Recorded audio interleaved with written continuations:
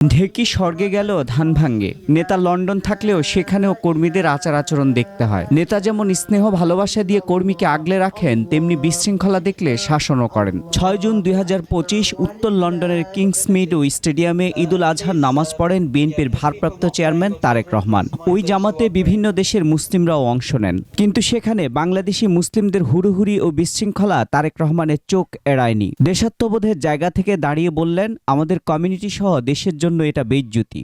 আপনাদের হুড়োহুড়িতে আমাদের কমিউনিটি সহ দেশের একটা বেইজ্জতি। নামাজের স্থানে এসে যারা কথা বলে বাঙালি কমিউনিটির সম্মান নষ্ট করছিলেন, তাদেরকে তারেক রহমান বললেন, কথা বলার তো প্রয়োজন নাই, আপনি জায়গা না পেলে পিছনে চলে যান। দয়া করে সবাই সুশৃঙ্খলা ভাবে আপনাদের এই কয়েকজন মিলে একটা পরিবেশটা নষ্ট করছে। দয়া করে চুপ করে বসুন। বিরাট বড় মাঠ, সবার জায়গা হবে, ধাক্কাধাক্কি না করে আরাম করে প্রত্যেকে বসুন, যাতে প্রত্যেকটা মানুষ আরাম করে নামাজটা করতে পারে। দাঁড়িয়ে থাকা কোনো এক বাংলাদেশি মুরব্বীকে সুন্দর করে তারেক রহমান বললেন, মুরব্বী প্লিজ বসুন। বাংলাদেশের মোস্তাক ফয়েজির ভাইরাল মুরব্বী শব্দটি শোনা গেল তারেক রহমানের কণ্ঠে। মুরব্বী প্লিজ বসে পড়েন, বসে পড়েন।